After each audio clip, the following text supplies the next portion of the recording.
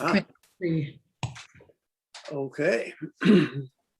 And then just one item on that then. So all motions need a unanimous vote, I presume? Not necessarily. It's a majority of those present. So if there was a split vote, if it was 2-1, that would still be considered a motion To approve or whatever, approve or to take whatever. Okay, good to know. Thank you. All right, well then with that, it is 7 o'clock. So why don't we go ahead and call this July 14th Albany Planning and Zoning Commission meeting to order. With that, can we have roll call, please? Yes. Commissioner Donaldson? Here. Commissioner Pilch? Here. Chair Waddy? Here. That brings us to item 3 on our agenda, ex parte communications. Do any commissioners have any ex parte communications to disclose this evening? No. Yeah, I don't think it technically counts as ex parte communication, but one of the letters about the live music application indicated that that person was willing to have a visit to show the site location. That is a person at 915 Stanage, and I did visit and talk to that person. Okay. Great. Thanks for that. With that, that brings us to item 4 on our agenda. This is the consent calendar. Consent calendar items are considered to be routine and will be enacted on one motion. By consent of the consent calendar, by approval of the consent calendar, staff recommendations will be adopted unless modified by the commission. There will be no separate discussion of these items unless a member of the commission or member of the public wishes to remove an item from the consent calendar. So this evening, we have 4 items on our consent calendar. First up, we have item 4-1, the Planning and Zoning Commission meeting minutes from June 23rd. Item 4-2, planning application 21-046. It's a temporary use permit for foodie land at Golden Gate Fields. Item 4-3, planning application 21-047. This is a design review for a 2-level addition at 622 Curtis. And item 4-4, planning application 21-048. This is a conditional use amendment at 578 Cleveland. First up, do any commissioners wish to pull any of these items off the consent calendar? Not I. Commissioner Pilch, did you wish to pull one off? Yeah, I would like to pull them all off, actually. But also I believe that we're going to have a problem with item 4.3 because I'm recused on that one. And I think if you don't have a quorum of the commission to vote, we can't have a vote on 4.3 because that property is just within 500 feet from my property. So assuming that is the case, staff, and I'll let you guys correct us if we're wrong on that. But if that is the case, I'm thinking then we should call item 4-3 separately and maybe propose that for date certain for the next planning commission hearing, and to move that onto the consent calendar for the next upcoming meeting. We can handle that one separately. And then Commissioner Pilch, you wanted to pull off the meeting minutes, the foodie land temporary use, as well as the conditional use amendment. Yeah, just very briefly on the meeting minutes, I just wanted to, I've noticed that that they're well done. And I just wanted to say thanks to staff. I'm not sure who does it, if it's Christopher or Ann, but they read very nicely. So thank you. Otherwise, did you have any issues with the minutes, or can we move forward and keep those on the consent calendar? We can keep those on consent. And then shall I speak to item 4.2?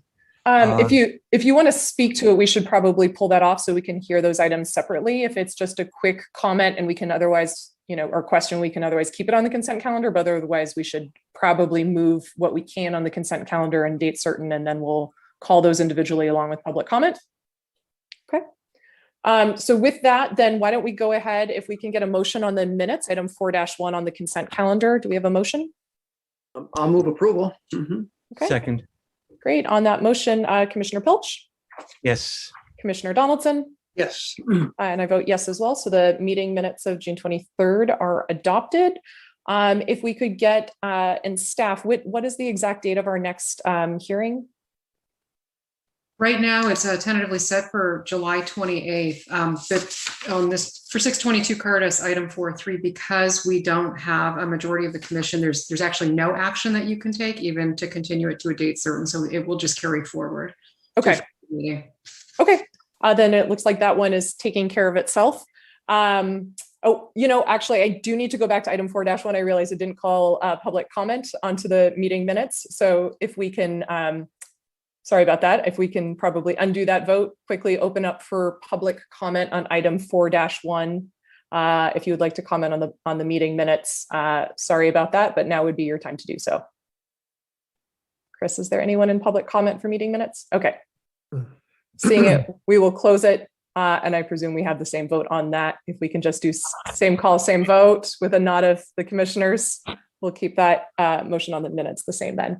All right, then with that, we will go ahead and pull item 4-2. And why don't we go ahead and hear that item first? Commissioner Pilch, did you want a staff presentation first, or did you just want to share a couple of comments? I don't need a staff presentation unless staff wants to say something. But I just thought that the letter from Ms. Mullins,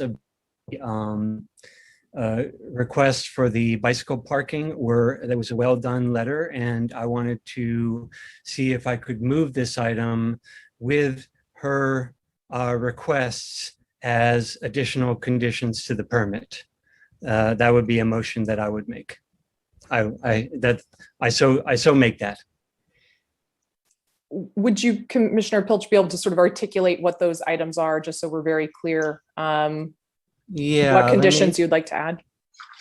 Let me see. Let me pull up the email. Give me a moment then. Um, I think they were, yeah, I probably should be clear about that. But in my reading of the email, she had laid out a number of headings which seemed to be very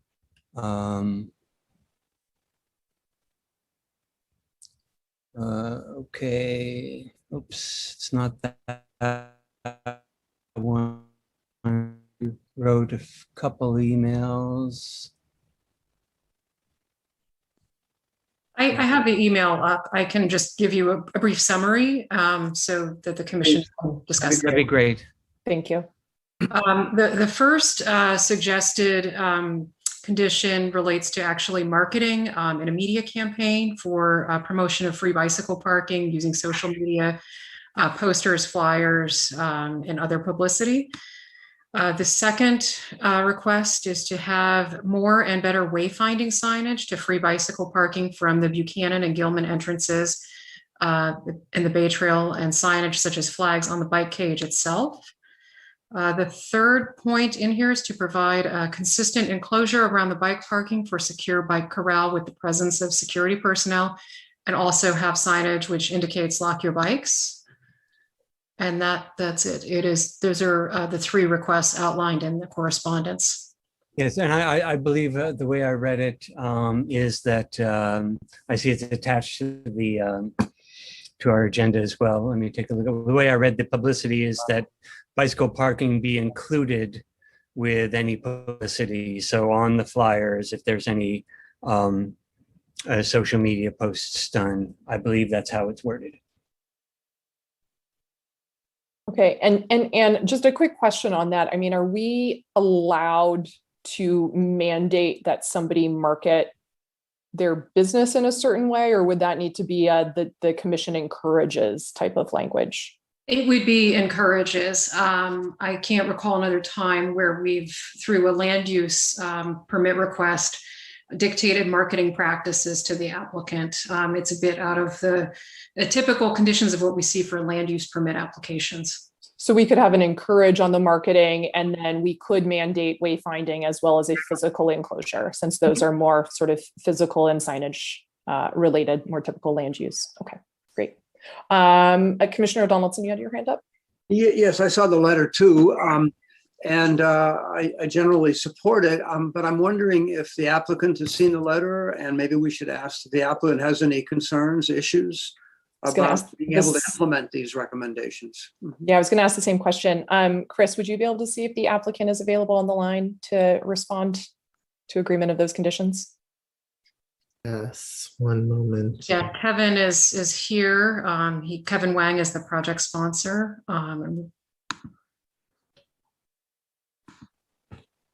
Kevin, you're on. Hi, this is Kevin from Freeland.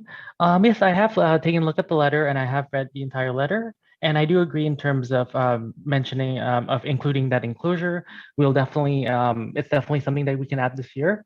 And we are relocating that enclosure closer to the main exit where we do have a guard that's guarding our main exit.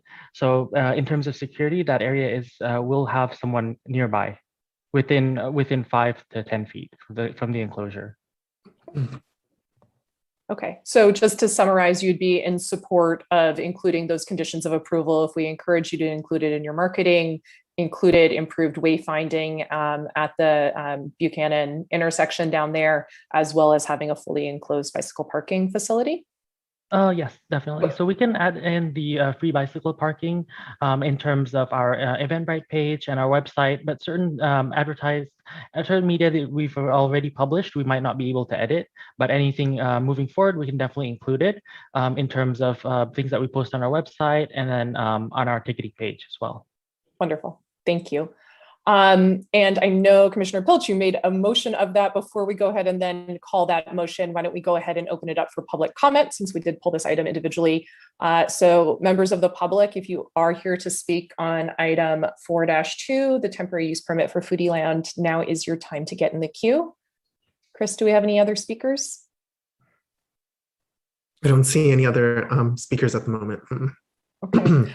With that, then we'll go ahead and close public comment, and I'll turn it back to you, Commissioner Pilch, if that is a motion that you'd like to make. Yeah, I'll make it as amended that the first recommendation about marketing is a, sorry, how do we put it? Encourage. Encourage instead of a condition. And yeah, and I want to thank the applicant for being accepting of these conditions. Great. Then on that motion, do we have a second? Sure, I'll second it. Great. Then on that motion, Commissioner Donaldson, Aye. Commissioner Pilch, Yes. I vote yes as well. That motion passes 3-0. And that item is approved for a temporary use permit at Foodie Land. With that, we'll move on to item 4-4 on our consent calendar. This is planning application 21-048, conditional use amendment for Chef's Touch Kitchen at 578 Cleveland to amend the type of liquor license that they are seeking. Commissioner Pilch, did you have a question or a comment that you wanted to start out with? I just had clarifying a question for staff. I did I read through this twice and then I started to read it a third time and I realized, okay, I don't, in layman's terms or layperson's terms, I wonder if staff could just tell me exactly what's changing on the project. I know that there's references to a restaurant, to a brew pub, to serving alcohol, to brewing beer.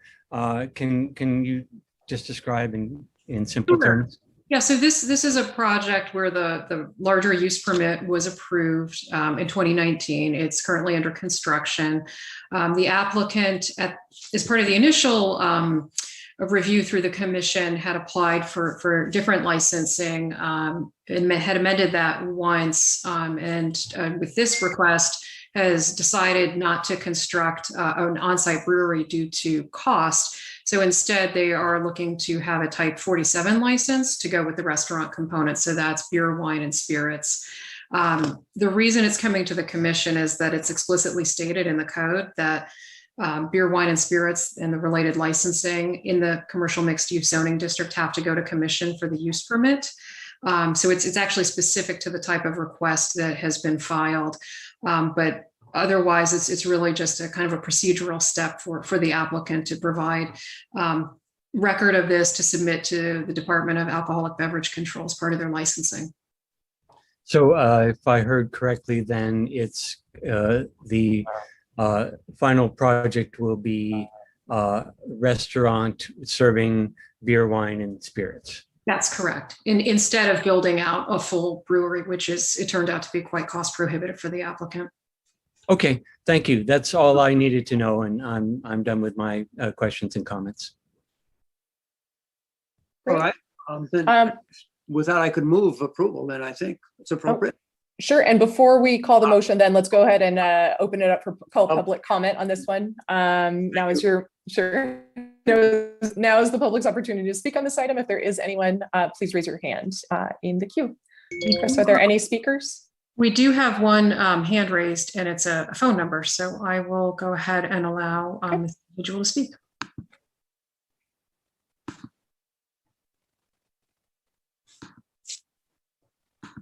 They are mute. Oh, okay. Mute is off. Okay, you're free to speak. Hello, yes, we are residents from across the street from Cleveland, and we were just curious if with this application, they would be, with the restaurant coming into play, would there be any signage or anything like that that would be a nuisance for us residents who live here?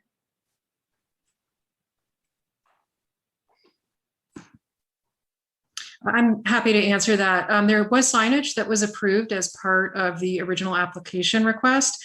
It's well within the requirements of the zoning code. It's effectively going to be mounted on the side of the building and lit.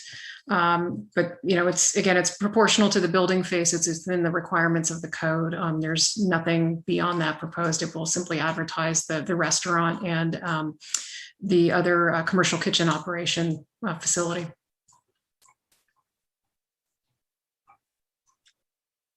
Okay. Mhm.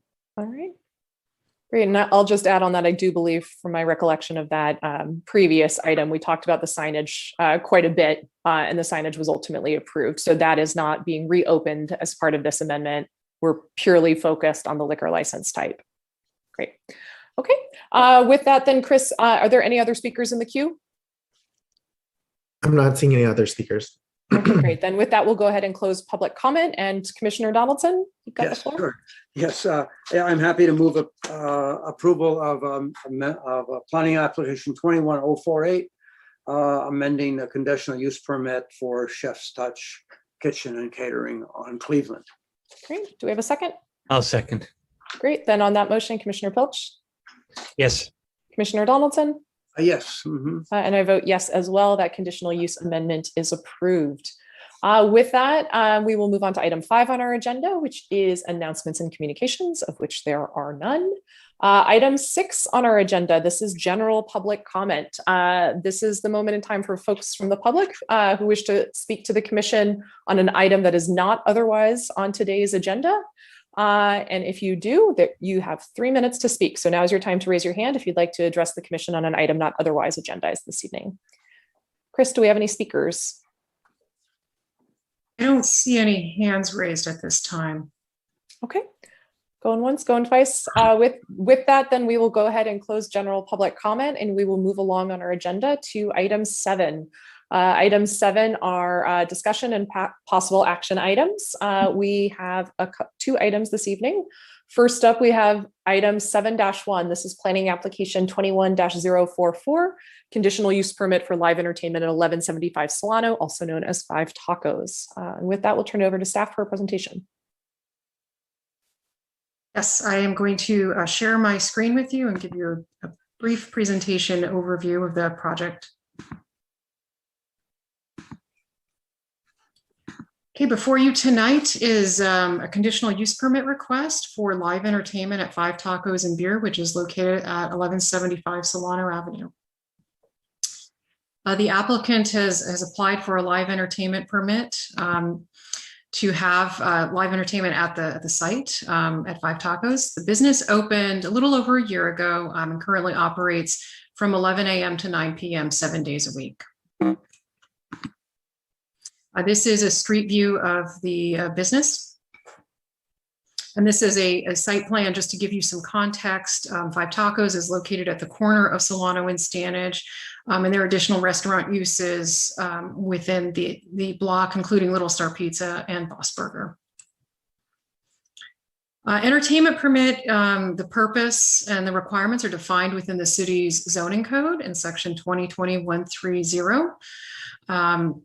And it requires the entertainment permit, which is actually cross-referenced in chapter 5, which is actually related to business regulations, and defines entertainment in this case, music, solo band, orchestra, act play, so on and so forth. And then within that, it designates the Planning and Zoning Commission to adopt reasonable rules and regulations related to the operation and request. So you have complete discretion as part of this review to include any conditions of approval that you think are appropriate. As it's currently proposed, there will be a maximum of 5 performers, though generally 1 to 3 are expected at any given time, and the applicant has filed the request for 4 days per week. Tuesday, Friday, Saturday from 5 p.m. to 9 p.m. and Sundays during the brunch hour from 11 a.m. to 3 p.m. And in your packet, a photograph was included to show the area where the performers will have their instruments set up. So it's going to be on this upper patio with the doors open. So it's going to be a little bit interior from the corner. We've included draft conditions of approval related to general compliance. So the commission has the right to review the use permit at any time to ensure compliance with all project conditions. As part of that, you also have revocation authority if the applicant is operating outside of the conditions of the permit. Similarly, the police department has the right to call it up for review at any time if there are concerns related to the operation. And of course, we have our noise ordinance, and a requirement of this permit is that the music be performed in accordance with the noise standards through any other insulation or appropriate means that would mitigate noise. And again, just to reiterate, the commission has a fair amount of discretion when evaluating this project request. You will note in your packet, there was extensive correspondence that was received in response to not only the public hearing notice, but also the staff report once it was published. We've included all of that on the agenda page. And I'd like to add that as part of that in the correspondence, the individuals who submitted have already expressed their concerns because music has occurred without the permit. So there is a little bit of general observation there that has played into the correspondence that you've received related to noise and duration, frequency of performance, that sort of thing. So again, you have quite a bit of discretion when evaluating this request. The project is categorically exempt pursuant to section 15332 of CEQA. And with that, we recommend approval of the proposed project. And also, again, to reiterate, you may include any other conditions as appropriate as part of your review and public comment received this evening. And with that, I will stop my screen share, turn it back to the commission and give you an opportunity for questions as well as opening it up to public comment. Great. Are there any questions of staff? Oh, go ahead, Commissioner Pilch. I don't have any questions of staff, but I would love to have the opportunity to ask some questions of the applicants if possible. Sure. And I did just have one question of staff. Is there a defined square footage of the building that they can only occupy, and sort of where my thinking is going, even though right now it's sort of discrete area and it's considered to very much be ancillary, just in terms of thinking about sort of worst case protections, if it grew and grew and grew and, started to look like, a music venue, for example, are there any parameters that are in place? I didn't see any in the conditions of approval, but I'm not sure if I missed anything that would sort of ensure for us that it remains a ancillary or sort of accessory component to the restaurant. So we haven't included any conditions related to the footprint, but that's an excellent question because that is something that could be included as a condition of approval for this project. So if you wanted to limit the performance to that area and put a restriction on there that it not expand elsewhere, be it outside or within the interior of the restaurant, you would be fine to include that. Okay, great. Then why don't we go ahead and open it up for the applicant to give us a presentation, and then we can ask some questions of the applicant before we open it up for public comment. All right, I see the applicant has his hand raised, so I will allow him to talk.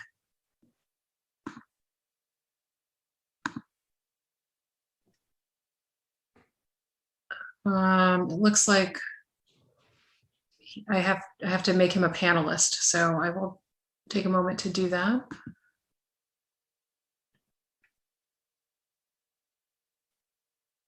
Okay.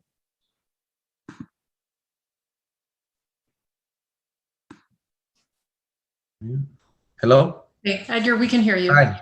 There we go. Sorry about that. Thank you. Well, my name is Edgar Solano, General Manager here at Five Tacos and Beers. Thanks for giving me an opportunity to speak. The thing I'd like to say, live music is one way we're able to kind of bring customers onto our location as part of our it's part of the way how we generated business throughout our other locations and other businesses. Something to be just as an attraction for the customer. Definitely not a live music venue.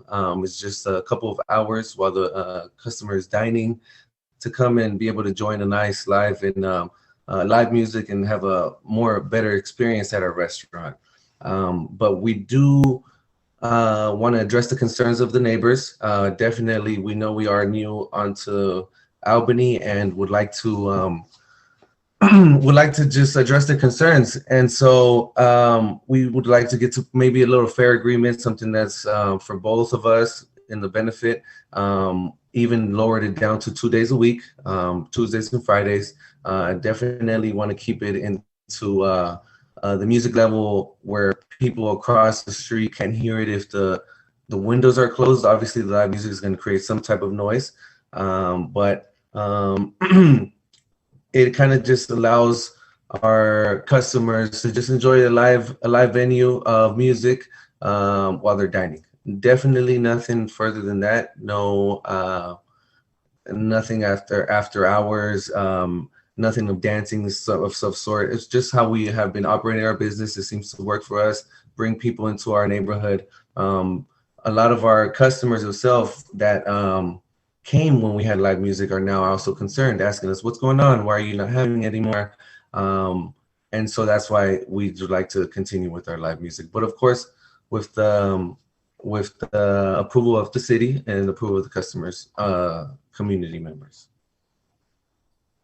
Great, thank you. Commissioners, do any of you have questions for the project applicant here? Commissioner Piltz. Yes, thank you. And thanks for being with us today, Edgar. Sure.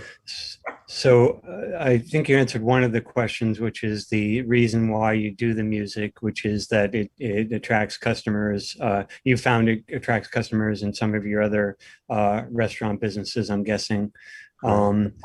Okay, and so that answers that. The other question I have is the way you, and I've seen the music, I've come by when the music has been playing previously, and I think I know how you set it up there with the those doors all open so that the performers are kind of partly in the inside space and partly in the outside space. Right. Yes. Yeah. Yeah. I'm wondering, what would you think of keeping those doors closed and having the performers just perform in the inside space and having the performers pointed to the internal tables, the tables down below, rather than pointed to outside, and also the whole restaurant being able to hear the music? Definitely open to it, willing to do that 100%. Because we do have, we had that outside patio, I believe is why we initially decided to go with the open doors. So the outside diners can also have a little bit of the experience as well. But I'm guessing now I see the concern is that it goes further than just the restaurant, but definitely willing to change that in order to keep in our live music. That was my thought, because the way it's configured with the speakers pointing out, it does point right out into the street and then beyond to the folks on Stanage and maybe Cornell as well, probably more Stanage. So, that I think, we don't have any experience with how that would be, but I think that might allow you to do more days of music if that mitigated a lot of the external noise. So that's that was my only question and thought for the applicant. If I might, just to piggyback on Commissioner Pilch's question, similar line of, I think, reasoning, slightly different approach. Also curious if you've thought about just not having amplification, but still allowing the doors to be open, but just limiting it to more of an acoustical set, which obviously, can still be, plenty sort of robust and entertaining and audible, but it just doesn't travel quite as far. Just wondering what your thoughts are on that. Because again, I would hate to limit the number of days, and I'll jump into this when we go into more of commissioner comments, but I very much want to support your business. I think it's an incredibly great addition to Solano. And certainly on the days I've walked by when you did have live music, I actually thought it was wonderful. And I thought it really created a sense of place on Solano.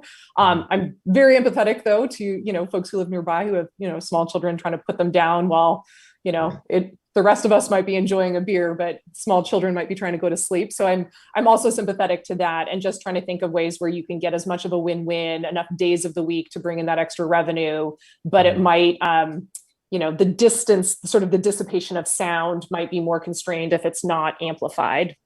Correct. Definitely. Sometimes I also feel that using the speakers, the amplification, you can also manage the level, bring it down.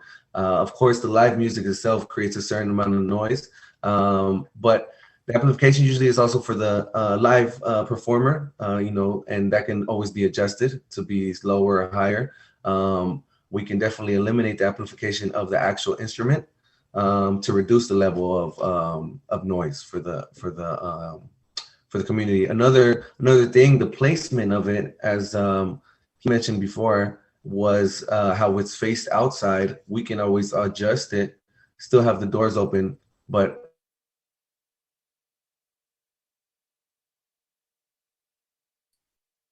Edgar, I think we lost you. If you can hear us, we can't hear you, but sometimes if you cut your video, the audio quality comes through.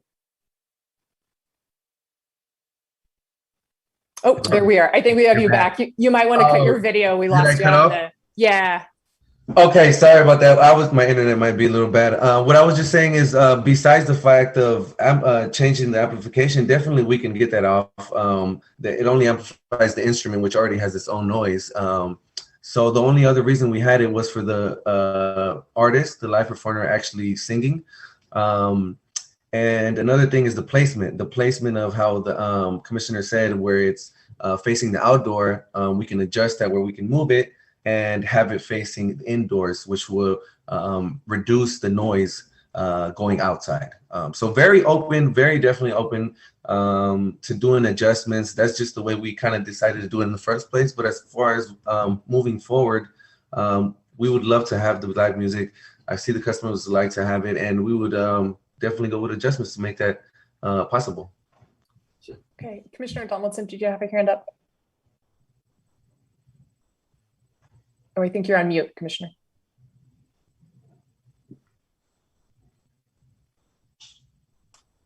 Yes, I haven't heard the music before. I haven't been there, I guess, when you've been playing music. How many performances have you had in the past?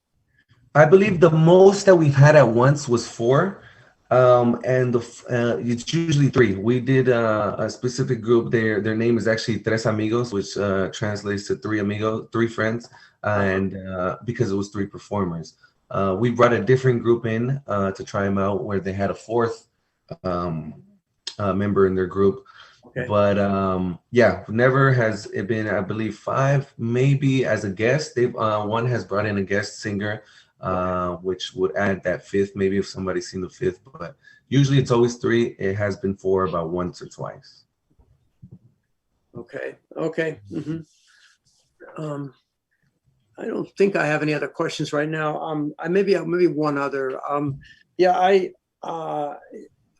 I'm glad that you agreed to reduce the number of days to 2, and I think that running until 9 p.m. is pretty late. Given the residential neighborhood that you're so close to, Right. Would you be amenable to ending by 8? Mm-hmm. Correct. We actually, when we first started, I believe we only did it till 9 a couple days. We started to get our concerns right away, and we reduced it down to 8. So the hours of operation was 4 to 8. It was a 4-hour live music. Okay. Yeah. Okay, that's still quite long, but okay. Thank you. Mm-hmm. Okay. Just following up on the chair's question about the the amplification. So just to make sure I heard you correctly, so you're saying that it's possible to, you don't have to amplify the instruments, but the singer does have to be amplified in order to be heard with the instruments. Is that what you're saying? Correct. Yes. Okay, got it. Thank you. If there aren't any other questions, then why don't we go ahead and open this up for public comment? Chris or Ann, do we have any speakers in the queue, or members of the public who are listening? Now's your time to raise your hand. Yes. We have a handful of speakers, so I'll go ahead and I think Ben Lucas, you are the first speaker, so I will allow you to talk. Hello, this is Ben. Can you hear me? Yep. Yes. Mhm. Hi, thank you. I appreciate you being here to listen to us. Actually, I appreciate Edgar coming and trying to formalize this arrangement. I am a music lover, but I really want to emphasize that this business is asking to impact the noise in our houses 16 hours a week, week after week. That's enough time that it's not a special event that happens once in a while that we live with and go on from. This is a constant noise in our houses. I really ask that we approve this permit with the condition that the impact within our homes be able to be tested and limited to those summarized in the noise section of the city code. And I looked at section 8.1 and tried to understand what those procedures were. And I can get into that, my understanding, if you want me to, or we can just understand with each other that we all know what it is.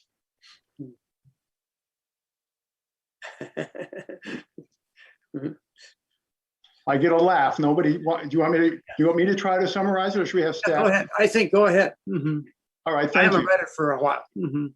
Yeah. Anyway, there's certain limits that we should be able to hear within our houses, with seasonally appropriate windows. Which, of course, and much of the time in our houses that are not air conditioned, that means our windows are open. Yeah. Because we live in the beautiful fog belt where we have nice, cool air in the evenings, and it's really nice to have. Anyway, it limits the amount of decibels we can hear within our adjacent residential and commercial buildings. And it goes into how it's tested with certified meters, et cetera. It's unclear to me where those meters exist. Does the city have one? Can staff answer that?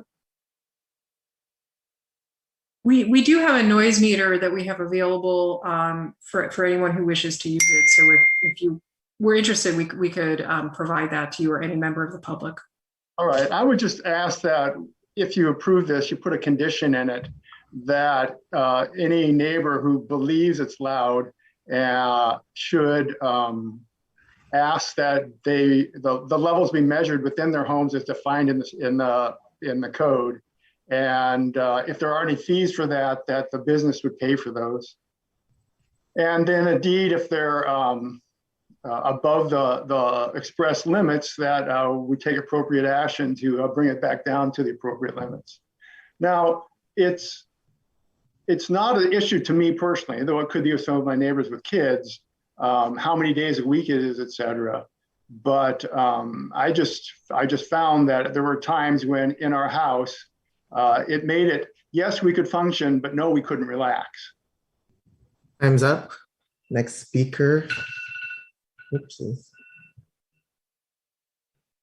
Next speaker is Clay Larson. Clay, you have 3 minutes starting now. Actually, Ben kind of asked my question, but I don't think we got a complete answer. The code has very specific decibel levels, and it sounds really scientific. I think to take action on that, you would need a couple of things. I think you would need a meter, obviously, which you say you have, but you would need I don't think you can hand this to the neighbor. I think you would need a certified operator, and an operator that had gone through appropriate training and got some certification. And you would probably need some calibration of the meter by a calibration lab. And I'm guessing, well, I should ask, do we have those things in place? That's my question. Donna. I can answer that. So we don't have the technical expertise in-house when it comes to the noise monitoring. We have a simple meter that's been used in the past. I will say that when noise has come up as a legitimate operational issue with a conditional use permit, it was the business owner's responsibility to retain an acoustical engineer to do a formal analysis with proper equipment, proper expertise. That came back to the commission for a publicly noticed discussion and evaluation of the report that was prepared.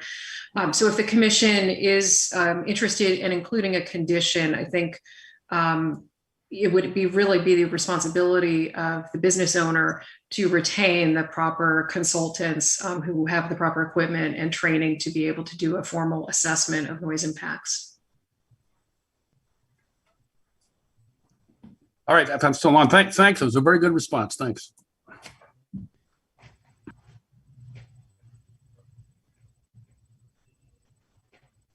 Okay. I'm not seeing any other speakers with their hands up at the moment. Okay, this is the last call for any members of the public who wish to speak on this item. There are no other speakers. We will go ahead and close public comment and turn it back to the commission for deliberation. Do any commissioners want to start? Well, go ahead, Nick. Go ahead, Commissioner Pilch. Okay. So yeah, I think I'm a little bit not exactly sure what to do now. It seems like I appreciate the comments from the public about the decibel level. Certainly, we should hold the applicant to that. If there's any question, an expert should be retained to do that, and that should be on the applicant to pay for that. And so there's that. I agree with that. But the applicant has indicated that they might be willing to change some of the parameters of the music, like keep it indoors or make it the instruments acoustic. And so that might change my opinion about the number of days. But if with the current level, it seems like there's much more there, and the applicant seems to be willing to go to 2 days rather than the 4 days. And I'll just also say that I'll give a little report of my visit to 915 Stanage. What I didn't quite realize is that there is a gap on the backyards of the houses on the east side of Stanage. Face a gap between buildings, which looks right onto this property. And that's why the sound travels to the backyard of those houses along that side of Stanage. So I am glad I visited because I could understand that. Those applicants said that they actually didn't mind the noise during the week because they were inside, but not noise, but they didn't mind the music, the sound during the week, but on the weekends they wanted to be out in their backyard and it bothered them a bit more. So they also thought 2 days a week was good, which seemed to be somewhat of a theme running through our other comments. So I'm not exactly sure if I would, I also want to say that I'm very amenable to this application. I appreciate the 5 tacos and beers being here in Albany. It has been a great fixture on the avenue and greatly appreciated by the community. So I appreciate you working with us on this. So I'm still forming my thoughts about what I want to suggest for the application. So why don't I hand it to Commissioner Donaldson at this point? Okay, sure. Thanks, Nick. Yeah, I really have concerns here about this, and I'm inclined to, at least my starting point is to vote to deny the permit. It's unusual that we have eight letters of comments from nearby neighbors opposing a project, and I think we have, and I read the letters carefully, and I think they offer good reasons why they are real concerned about it. It bothers me that the restaurant went ahead and started music on their own without consulting the city, without getting a permit to do so. I'm glad to see that the restaurant owner is willing to cut back on the scope of the project. That's good. I don't think it goes far enough for me to support the project. I think Five Tacos and Beers looks like it's a very successful business the way it is. It's very busy when I've gone by it many times. I think they have a good business going, and they can continue to do so without having music. Solano is a unique place with very narrow lots and residential on both sides of it, and I think it's our job to be real sensitive to that. If the project were to go forward, I really would like to see some conditions on it, that the music be focused indoors, and I'd say only indoors. I would like to have staff have the ability to require an acoustical study if there are more than, say, 2 or 3 complaints by neighbors, by neighbors. I'd like to see a short term and have it come back to us, and maybe the trial period of 6 months would be okay, and see where we stand on that. I really sympathize with the neighbors, and I know the music will be probably the same artist just about every week, and it becomes very repetitive, and I can understand. I don't think I would like that in my immediate neighborhood. Even though we have a band on our block, and we have block parties, and we've had Coachella, a lot of music around Albany. It's all good, but it doesn't happen 2 or 3 days a week. I really sympathize with the residents on this, and I think my preference would be to deny the permit, and maybe even deny it without prejudice, and let them come back in a year if they really think that they really still want to have music, and that it would be a real good business advantage to have music at the restaurant. So that's where I am. Mm-hmm. Okay, thanks. Actually, as this discussion came up, I had another question for staff relating to the noise ordinance, just so I have a better handle on it. What is the language that talks about noise ordinances? I know there's a little bit of discussion in public comment, but what is it? And is there a decibel level? Is it about indoor noise versus what somebody could hear within their home? If you could provide a little clarity around what the city's noise ordinance says. Yeah, I'll probably have to give you just a quick snapshot and then actually look at it more closely while the conversation continues. But it is contained in Chapter 8 of the city's municipal code, and it does prescribe decibel levels for compliance with noise. So I'll take a quick look through there to more formally answer your question. Okay, great. And as you're doing that, some of my initial thoughts on this are that, again, as I mentioned earlier, sort of just to start, absolutely support your business. I think this is great. I was really excited when you guys moved in. I think it's been an incredible addition to Solano. This has been one heck of a year, and I think we do have an obligation as a government entity to go above and beyond normal to help support our local businesses and what you need for relief. I'm extra sensitive to this year of giving a little greater flexibility for business owners to try to get by, maybe even more so than we normally would. And I do think there's some protections we can put in place, some report backs that we can put in place. I know already there's the 1-year report back that's embedded. Happy, as Commissioner Donaldson mentioned, to shorten that up. So where I'm going with this is I've got sort of a series of conditions of approval that I'm thinking about that I would want to apply on this. I personally would rather constrain the amount of the event each time, either through making it more acoustic focused, shortening the days, making sure that the performers are indoor, things like that, rather than constraining the number of days of the week, because I do think the more days you have it offered, the more it helps support your business versus that 1 extra hour on any given day is probably not going to move the needle on your revenue, but having an additional day of the week may. So that's sort of where my brain is going. The conditions of approval that I'm at least right now sort of batting around, and maybe we can get to a place where we've got some consensus among commissioners. I'm very much supportive of bringing down the hours of operation to 8 p.m. I think long-term, it's something I'd be very open to revisiting if all goes well and it turns out on, a Friday night or a Saturday night, you want to go on to 9. But I feel like for starters, just to like ease our way into it, I would be open to reducing it to 8 p.m. At the end of the days that you've proposed, a 6-month report back instead of a year report back.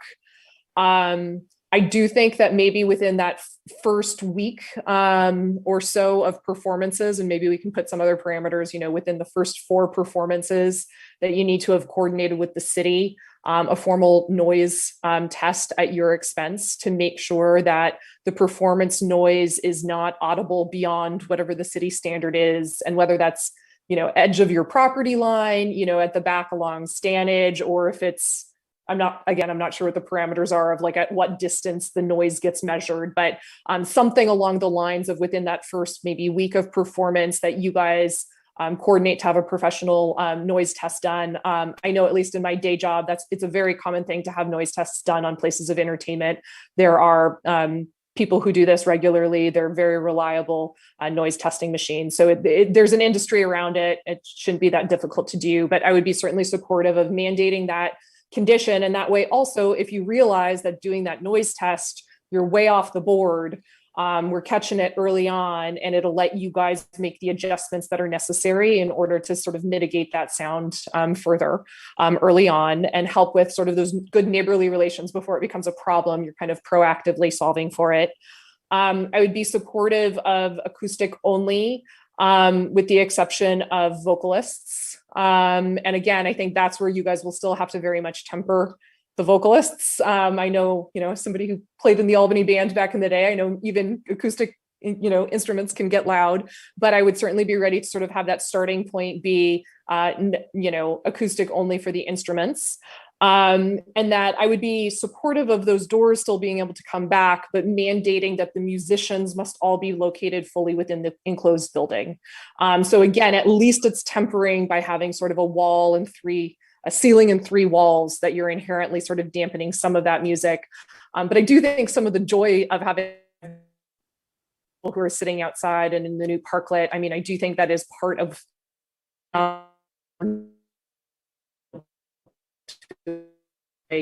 hearing the music. Do just want that music to be focused on Solano and not sort of bleeding around the building to the neighbors on the back.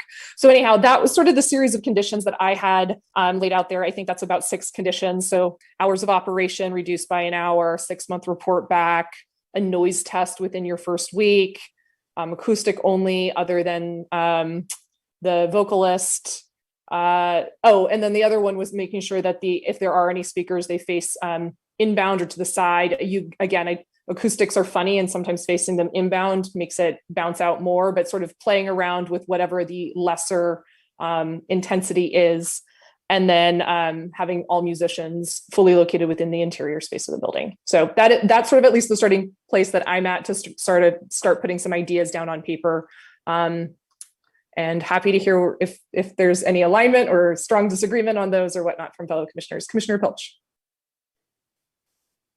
Yes, thank you. I think I can get behind all that. I just wanted to comment that I think the taking the amplification off the instruments is going to be big, because the what travels farthest is the bass, and usually the bass gets amplified by the amplification equipment. So removing that should take care of a lot of the traveling of the sound, or should lessen the traveling of the sound. As far as I'm concerned, I'm good with all of your conditions, your ideas, Chair. And I would, if you want to make such a motion, I would second it. Sure, I'm happy to make that motion. Staff, did you have a comment first? Yeah, 2 things. Just to circle back to the issue of the noise ordinance. In your question, section 8-1.4 prescribes exterior noise requirements, and that's broken down by cumulative number of minutes in any 1 hour time period, the time duration, and it defines daytime and nighttime. So it gives very specific guidance. That also extends into interior noise as well in section 8-1.5. So we do have data points within the code if there is in fact a noise issue. One other condition to add just before you go into that motion, our fire inspector is watching the commission meeting and has asked that an additional condition be included, that the applicant coordinate with the fire department in regards to occupancy and egress with where they are proposing to have the music, because that may change. So I think we can make it a fairly broad condition that the coordination with AFD occur as part of the live entertainment permit. Great. And maybe what I will do is elaborate on that just to make sure we remain and get, it doesn't sound like anyone has any concerns, but just long-term on this permit, that the entertainment be limited to no more than a quarter of the square footage of the interior occupiable space. And so kind of adjust around, but that should be plenty of room for what you're intending. It just means that this doesn't become a nightclub without a smell in it, which I know is not the intent, but put some bookends around that assurance here. Okay, so I will read these one more time. Oh, Commissioner Pilch. Yeah, I just want to say well, thank you for coming up with those conditions, Chair. And I think we should try to make this work. And as staff has stated, we have a lot of leverage to revoke this or revisit it at any time. So I think we owe it to ourselves to try to make this work and adjust as necessary. And at the very, if nothing works, we certainly can revoke. So go ahead, Chair. Okay, great. So I will read these through one more time. So the first condition, as requested by the fire department, for the applicant to coordinate with the fire department regarding occupancy levels and paths of egress. A second condition being that performers shall not occupy more than a quarter of the square footage of the occupied square footage of the restaurant. So that would exclude the kitchen and restrooms, but the areas that customers occupy. Third condition is that we will stick with your days of operation, but reduce the end time to 8 p.m. instead of 9 p.m. on all days. Require a 6-month report back to the Planning Commission as an informational item where it is calendared in such a way where if we need to make amendments, we can. So whatever that language is, staff that makes that happen. That there be a noise test that the applicant works with staff on to coordinate for the first week of performances, and that all noise levels are determined to fall within the city's adopted noise ordinance for both interior and exterior noise. And then lastly, that the performers are all physically located within the interior building. Maybe open, but the performers must be inside the building. So I believe that captures all of the conditions. Commissioner Donaldson? Yes, I thought, didn't the applicant say it would be acceptable to have 2 days a week rather than 4? I think aren't you moving the schedule he proposed 4 days a week? Mm-hmm.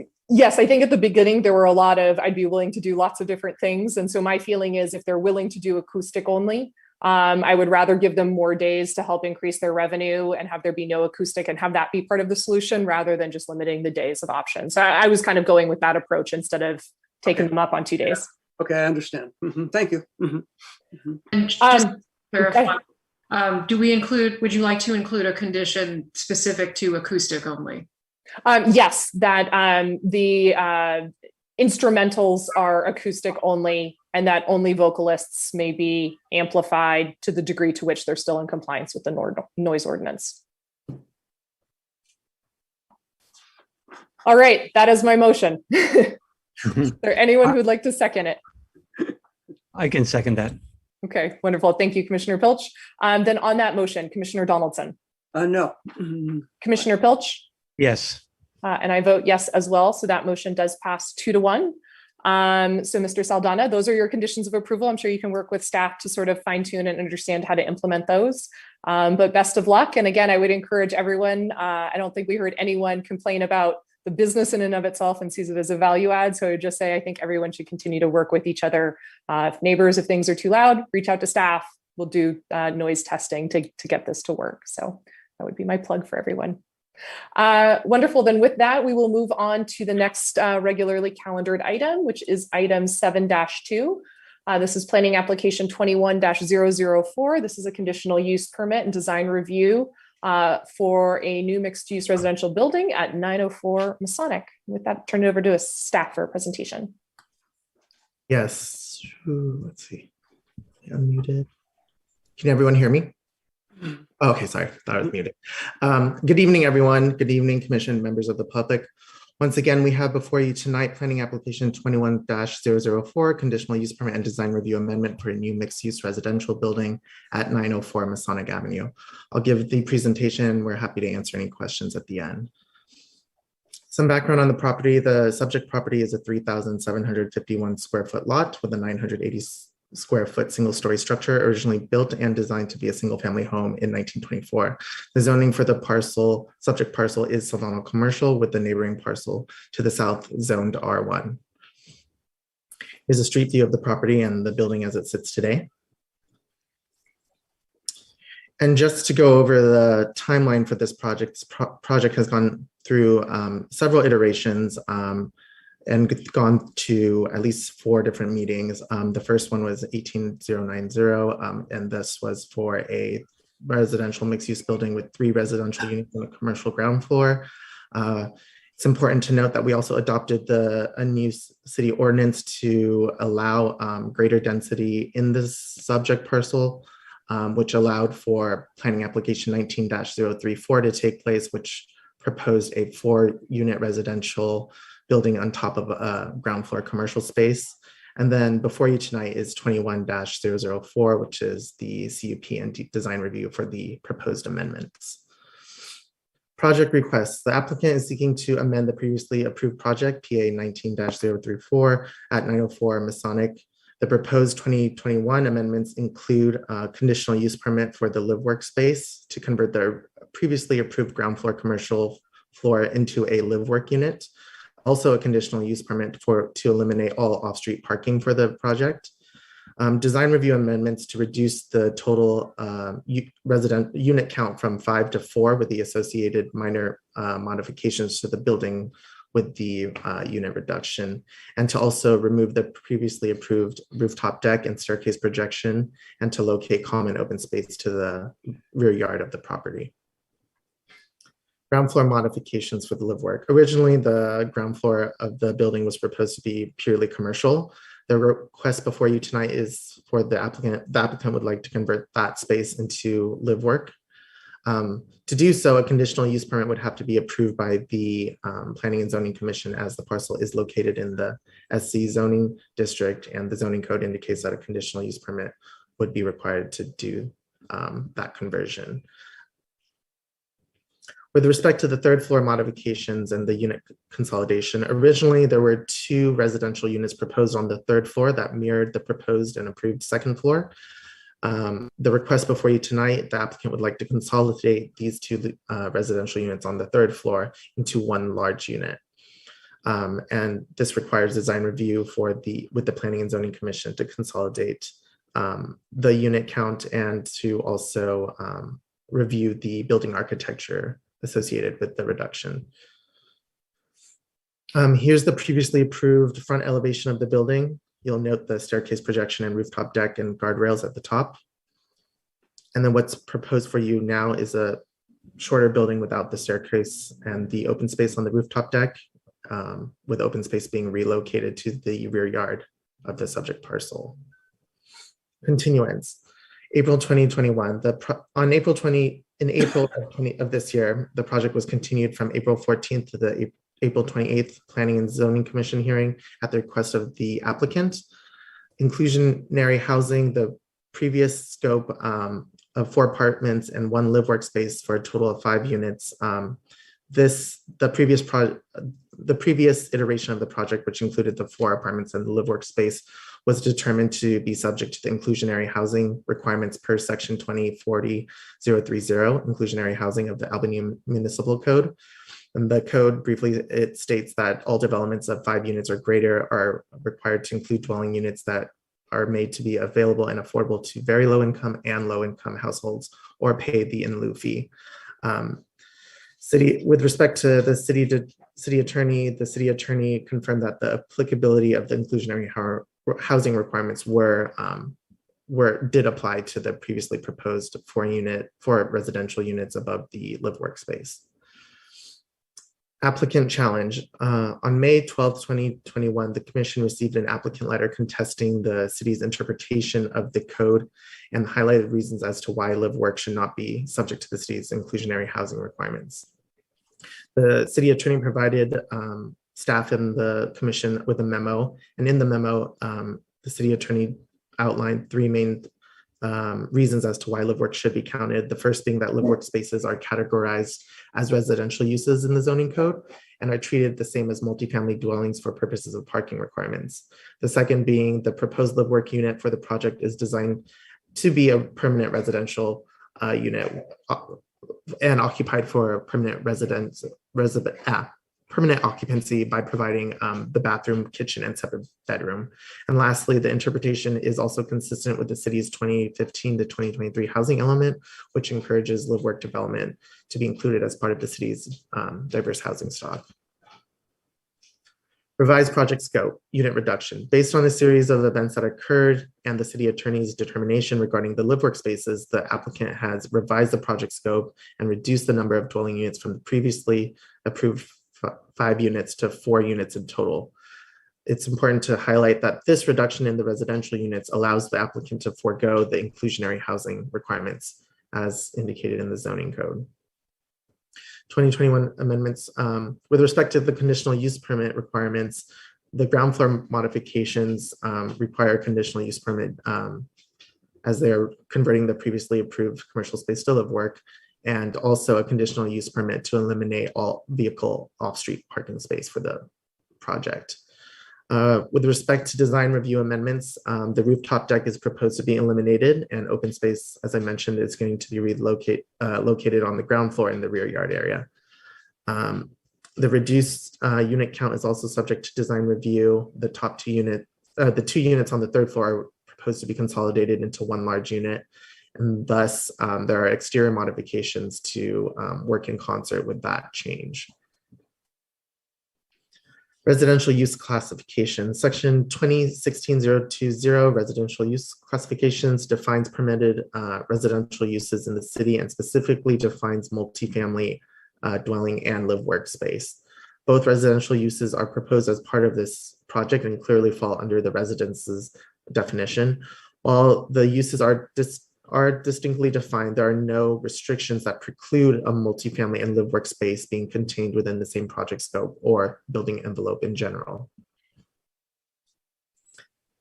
With respect to required vehicle parking, the required parking for the project is 1 off-street parking space per dwelling unit for residential mixed-use developments.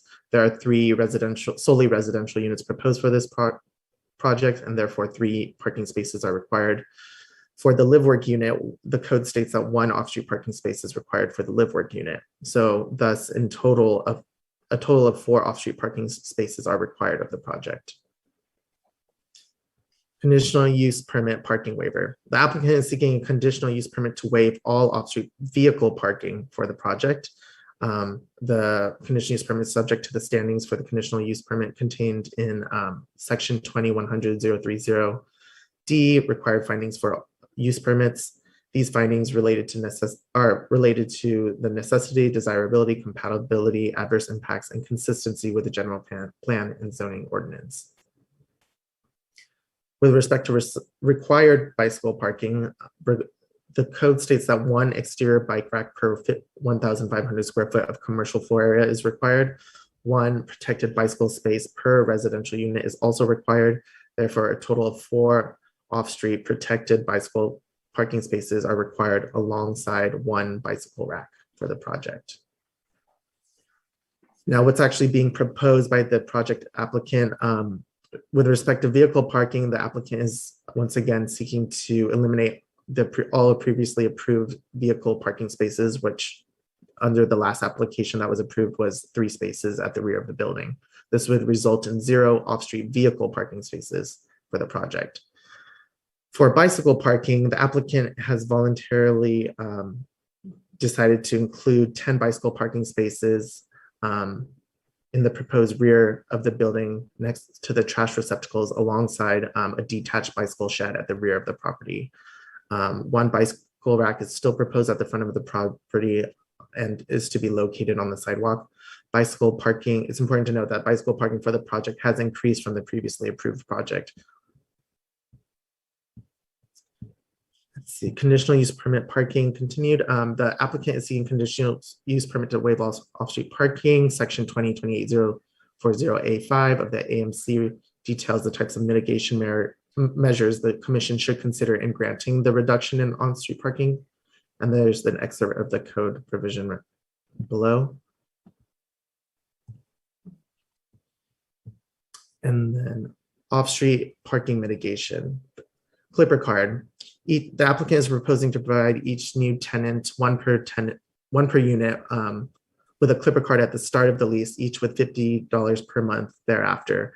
Payment will be made on a quarterly basis and consistent with the transportation management plan of the project. The applicant is also proposing a private bicycle share program. A total of 10 bicycles are proposed to be part of the private share program for the development. The bikes will be provided and maintained by the property owner and be available to all tenants of the building. The owner will replace any lost bike, but as a disincentive, half the cost of the bike will be deducted from the tenant's security deposit when the tenant vacates the unit. Staff has placed these TDM measures as a special condition of approval. Elimination of the rooftop deck, prior scope. The prior scope of the project included a 475 square foot rooftop deck with access for all residents through an internal staircase in the building. The rooftop deck, along with the proposed private balconies, did satisfy the usable open space requirements as prescribed in the zoning code. ADA compliance. With the review of the previously approved project during the building permit phase, it was determined by the plans checker that the ADA, or American with Disabilities Act, adaptable unit was required to be included with part of this project. Due to the required open space being in the form of a rooftop deck, however, an ADA compliant elevator would have been required and thus would have allowed all residents of the building to access the rooftop deck, including those who were in wheelchair. Elevator. The original project design did not include an elevator as it would result in a significant cost increase and a loss of a unit for the project. Elimination of the rooftop deck. As part of the proposed amendment, the applicant is proposing to eliminate the rooftop deck and relocate the open space to the rear yard. With respect to compliance, by doing so, this also allows the applicant to satisfy the open space requirements while also fulfilling the ADA accessibility requirements as indicated by the building permit plan checker. And here is just a snapshot of the previously approved rooftop deck under the last approval. And then here is the proposed site plan / landscape plan, which shows the open space in the form of the rear yard that's landscaped along with the walkway to the front of the property. Usable open space requirements. Section 2024-090 of the zoning code establishes open space requirements. All 4 units are proposed to have private open space, either in the form of balconies or decks. The zoning code allows for a reduction in the actual common usable open space should the individual units provide private open space up to a maximum of 100 square feet per unit. So really quickly, there's just the breakdown of how much open space is proposed on each floor with each unit. The total amount of open space is 531.5 square feet. However, the actual total counted open space, private open space, is 295 square feet. So with that number, they can seek a reduction in the common open space requirements as stated here. And then this is taken directly from the staff report and details the calculations. With the 295 square feet of open space, they get a credit of 590 square feet of open space that can be reduced from the total requirement, which all said and done requires the project provide 940 square feet of, they are required to provide 210 square feet with the proposed private open space for each unit. However, the rear yard area is actually 946 square feet, and therefore it well exceeds the requirement as prescribed in the zoning code. The project once again requires 210 square feet. The applicant is proposing 946 square feet of open space in the rear yard. The difference is in excess of 736 square feet of additional open space that the applicant is providing with this project iteration. And therefore, this project is fully compliant with the open space requirements. With respect to the associated exterior modifications, the exterior modifications have changed slightly with this iteration. There is a slight height reduction due to the elimination of the rooftop deck and the staircase projection, which was previously approved. Back then, the maximum height was 38 feet 9 inches, and it's been reduced to 32 feet 6 inches. There obviously will be no guardrails along the roof line, as there's no more roof deck proposed, and the rear facade has been modified to accommodate a large slider door for the live work unit on the ground floor. Public art. Pursuant to section 2058 of the Albany Municipal Code, the project is also subject to the Art in Public Places Ordinance. The requirement is that the applicant for all new developments project shall be required to include a public art feature that's valued at 1.75% of the cost of construction, or pay that in the form of an in lieu fee. As far as process, the approval of the public art is subject to design review, and the Planning and Zoning Commission, with the Planning and Zoning Commission and the recommendation of the Arts Committee. Condition 20 of the conditions of approval requires the demonstrated compliance with the public art requirement. Correspondences received. Staff has received several correspondences regarding the elimination of off-street parking for this project in general and the associated impacts that might have on the community. Additionally, concerns have been voiced regarding the application of the city's inclusionary housing requirements, which were submitted with the previous iteration of the project's amendment, but have been made available once again for public viewing and for the commission to view as well. The project is categorically exempt from CEQA per section 15332. And with that, staff recommends that the Planning and Zoning Commission review and approve the proposed project subject to the attached findings and conditions of approval. And with that, that concludes my presentation, and we are available to answer any questions. Thank you. And I'll stop my screen sharing right now. Great. Thank you, Chris. Do either commissioners have any questions for staff? No, not right in the moment, I don't think. Sure. Commissioner Pilch? I think the only question I'd have is that the applicant has made a number of last minute changes, and I see the correspondence about that is reflected in the updated packet, and also the plan set has been updated on the in the packet as well. Would all that taken together be part of the considered part of the application, or would the applicant have to take what's in the correspondence and put it back into the application materials? I think go ahead. I was going to say what they've committed to as part of their follow-up and in response to those public comments, we can have, the commission is free to include as conditions of approval. There isn't any sort of recirculation of that or any amendment to the application that's required. But that would be at the commission's discretion if you're comfortable taking that action tonight and including those additional commitments as conditions of approval. Okay. Thank you. That's the only question I had. Thanks. Okay, great. Then with that, why don't we go ahead and turn it over to the project applicant, and they can give us a brief presentation if they have one. Sure. Oh, Richard just had his hand up. Okay. Yeah.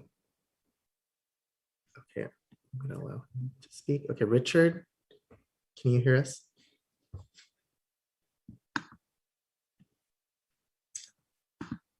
Richard, you're muted right now, but you do have the ability to speak. I'm unmuted. Can you hear me now? You can hear you. Mhm. Yes. Great. Okay.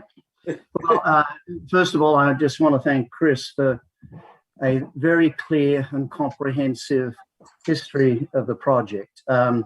It was extensive, and you know, by just listening to the issues that he raised, you can see how we've been through many iterations on this site and design. So the first thing is that we did reduce the unit count from 5 to 4 and consolidated the top unit, the third floor. The design of that, I think, has worked out very well. We've incorporated a large deck at the rear, and we've added some trellis and sunscreening devices there, and also some planters. I think the design goes very well with the rest of the building and is complementary. The unit plan speaks for itself. The design also, by having the large deck at the rear, we've reduced the mass of the building. So it does step down at the rear. Now, as far as the parking waiver, I submitted a letter back in April with the previous permit submittal for 5 units, and we also submitted a map with a 5, 10, and a 15-minute walking radius, indicating all the services and cultural and retail facilities that were within those distances.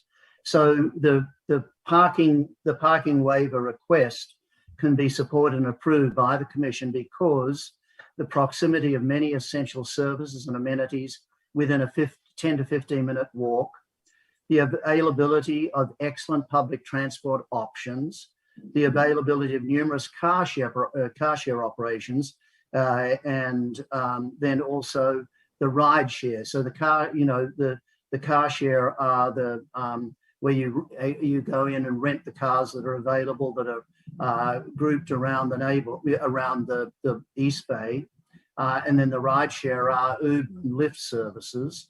And then there's also an excellent network of bike paths through Albany and neighbouring cities. These paths also include the Ohlone Greenway, which is opposite the project. So those are the location location issues that are really supporting the parking waiver. I can say, as far as Uber and Lyft, I don't use them very much. I think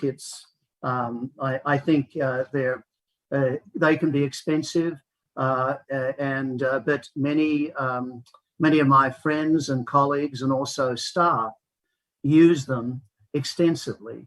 And I know many young people who don't have cars and use bikes and the ride shares only as their transportation.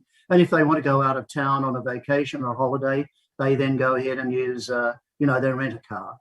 So then as far as the mitigating measures, we're looking at providing 10 bikes. The bike program, we originally had 6, then we've increased to 8. And then I talked to the owner and I said, look, let's do 10, because if you provide 10 bikes, you do also get a parking waiver of 1 space if under a conditional use permit, if the Commission approves it. And the bikes would be completely enclosed and they would be completely secure. The previous ones we had, they were covered, and they were secure, but they weren't. They were locked, but they were open to heavy rainstorms. We modified the design. We have a storage area at the rear behind the trellis that will hold 6 bikes, and then we also are going to reduce the number of bikes that are against the building under the extension of the building to 4, and we'll have a wood frame structure there that will enclose and secure it. So then we're also going to provide a clipper card to each tenant of $50 per month. we're going to take up Miss Smolan's idea of topping up the card so that the money will actually go to the Clipper card and not to, other uses. And I think my time is up. I'm available for any questions, and I just hope that we get a favorable response from the commission tonight.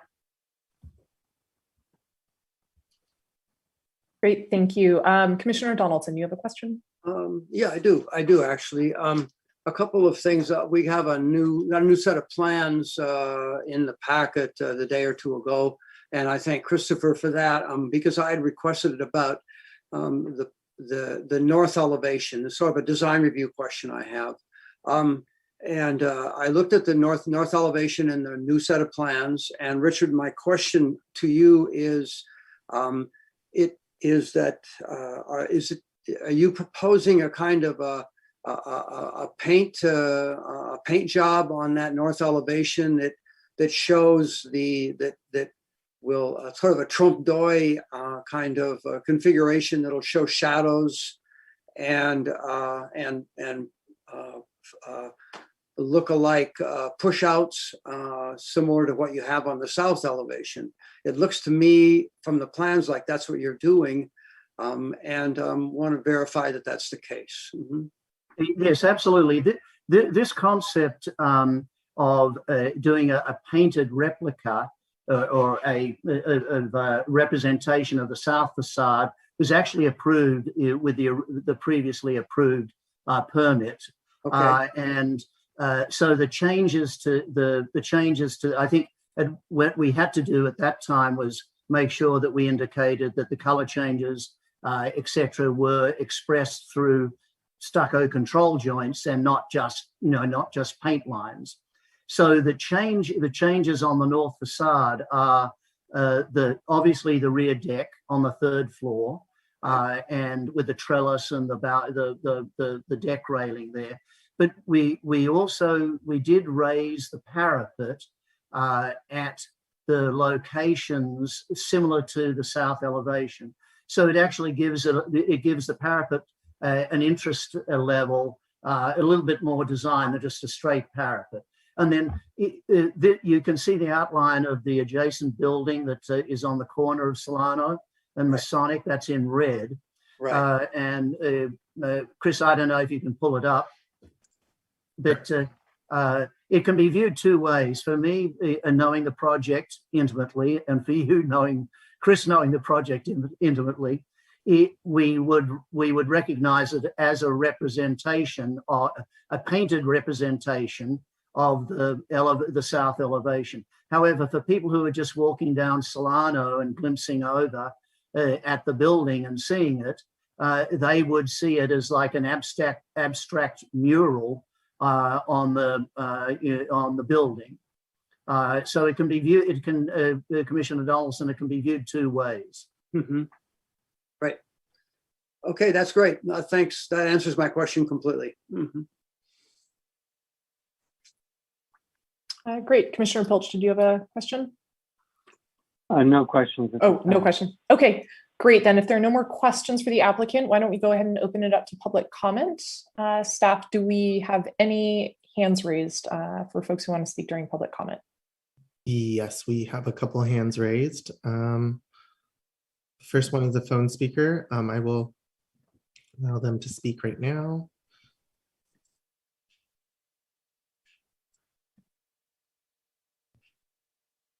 Speaker on the phone, you have 3 minutes to speak whenever you're ready.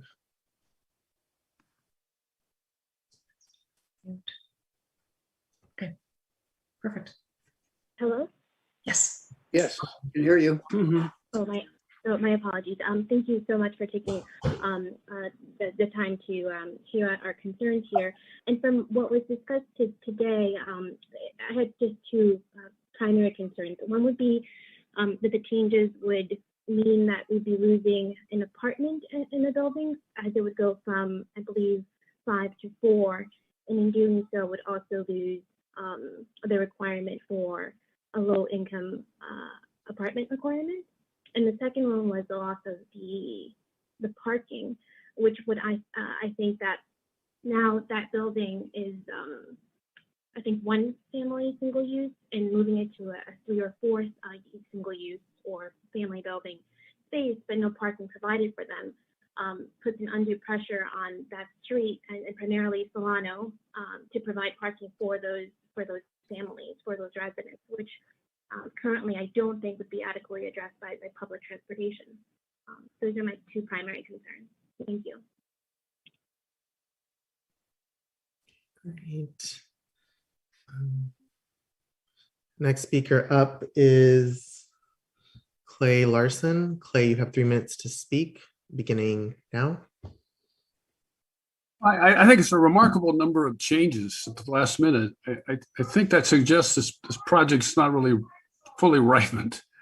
I think that transportation management program is better. I think the $50 quarterly payoffs was a rather cynical effort to avoid the parking.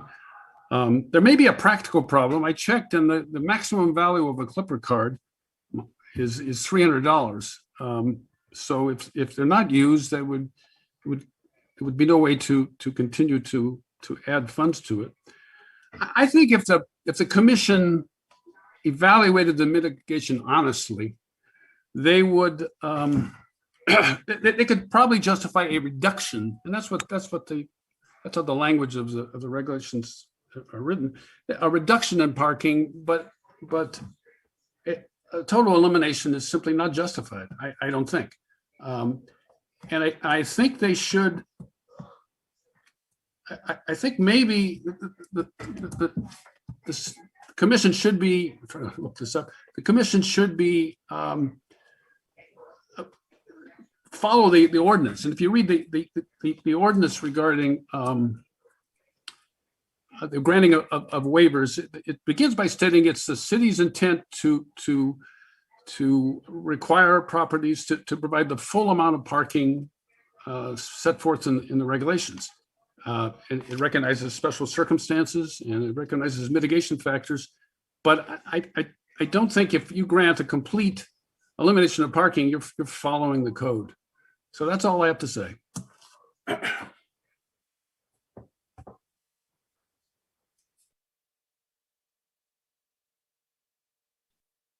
Okay, I'm not seeing any other speakers with their hands raised at the moment.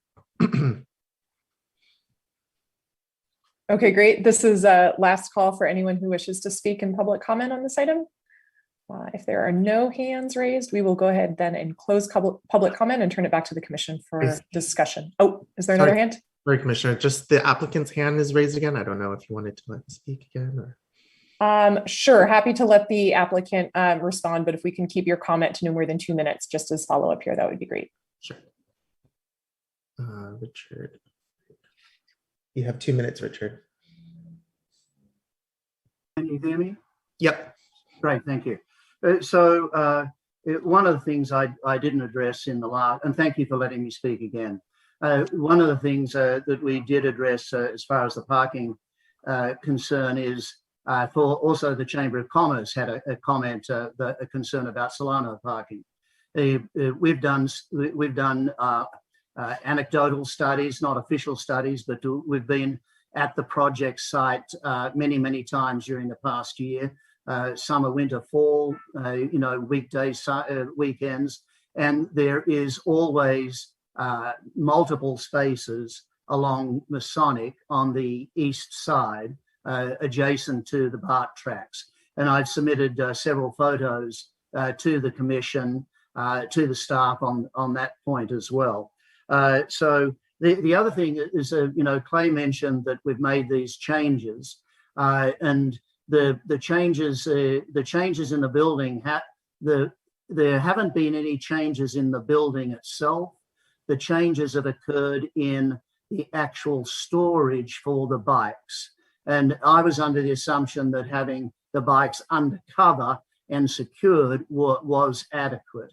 But I've found out that is not, and we wanted to satisfy the Albany bike bike route as much as possible, and also obviously the city.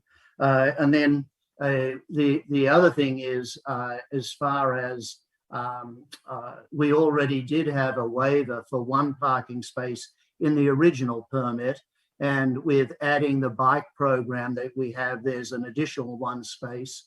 And then we also talked to the city staff, and they were the ones that actually suggested to go with this approach of eliminating the parking and moving it and providing the open space down below. Great, thank you for that follow-up. With that, we'll go ahead and turn it back to the commissioners for final deliberations. Does anyone want to start?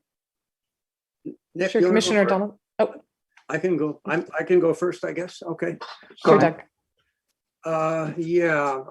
So I supported this project when it was here in 2019, and I liked it then, and I thought it would be a real good addition to Masonic. My only sadness was to see that beautiful Dawn Redwood go, but otherwise I really liked the project. And it's really unfortunate, I think, that the applicant ran into building code problems, building code issues that forced them to rethink the whole thing. Because I think this current iteration is not nearly as desirable a project as what we had before. And I guess I have 3 or 4 issues to discuss I wanted to cover. The first one, and for me, the biggest one, is the parking issue. Some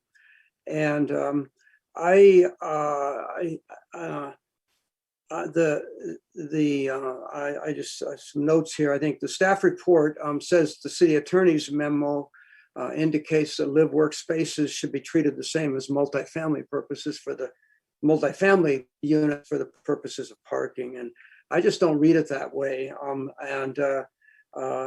Clay Larson's made these comments as well. He just made them a few minutes ago. I guess I should really summarize here.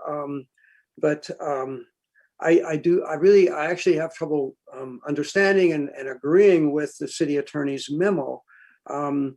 It doesn't go into the footnotes in table 4 of section 2028-030, specifically allow parking reduction modifications for 5 different residential land uses: single family, 2-family, multifamily, mixed use, and affordable housing can all get parking waivers from the Planning and Zoning Commission. But mixed use is not, live work is not on that list. It's on that list, but it's not footnoted. So I think it's pretty clear that this commission does not have the ability legally to provide a parking waiver for that live work on the ground floor. And this is sort of supported, I think, this position, my position in a way, is really supported and emphasized, I think, by the intent clause that Clay just referred to, indicating that it's the city's intent, I quote, that off-street parking requirements be observed to the maximum extent possible. So if there is some uncertainty here, and it's obvious, I think that there is, we should go with the most restrictive version, and that would be to not allow not have a waiver for that live workspace at a minimum. So I don't think we have the authority to waive that space. And I would say this, that issue could be completely avoided if we required a parking space where that little pickup truck is parked now all the time in what's now the driveway. Reduce a little the open space on the walkway that goes down the south side of the parcel, and put a parking space there for the live work unit. At least we'd have one off-street parking space for the project. And I think it would take care of completely of the ambiguity that I see about having parking reduction, parking waiver for live work, which I just think is just a bad idea and a bad policy. Frankly, I think live work spaces should require 2 spaces, one for living and one for working. And I just think that's more likely.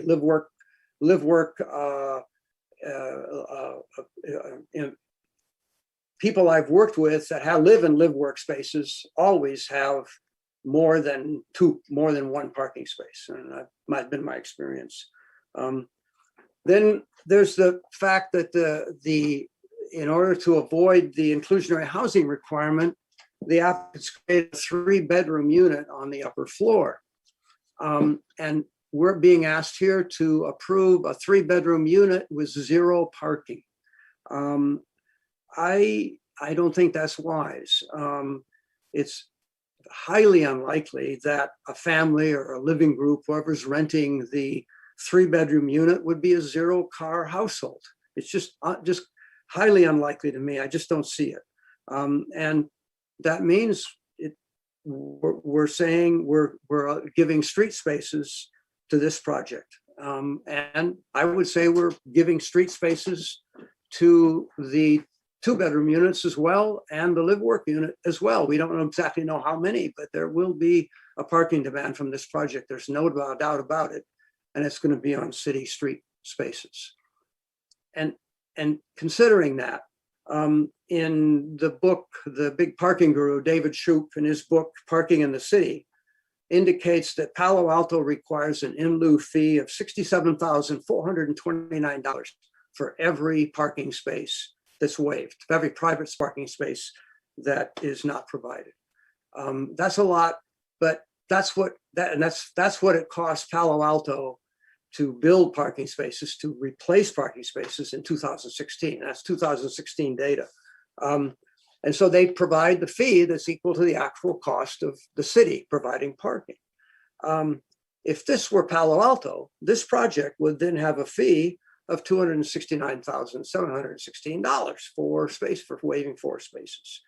And, you know, I think what we're doing here, if we approve the project with 0 parking, is that we're subsidizing this applicant, this developer for as much as, say, $250,000 by providing city land for the parking that should be on site. I understand we need more housing. I understand 4 units is worth something. It's a value that we want to have, 4 more new units of housing in Albany. I get that, but I don't think that doing wholesale parking waivers to get that is good public policy and not something we should be doing at all. So, and then in order to sort of mitigate the no parking, there's the idea of transportation demand management. We've had some comments tonight about how that's not adequate and how it may not even comply completely with our ordinance. I recognize that Albany is a city where you can walk or take transit to many, many services. I appreciate the developer has pointed that out to us very clearly. I appreciate that bicycles will be provided, but it just doesn't go far enough, as far as I'm concerned, to say that we're going to be creating 0 household cars. We're not with the TDM program that is proposed. While we made some progress with it, Amy Smolin's letter was very helpful in that, dealing with making the clear card mitigation measures requirements much more useful.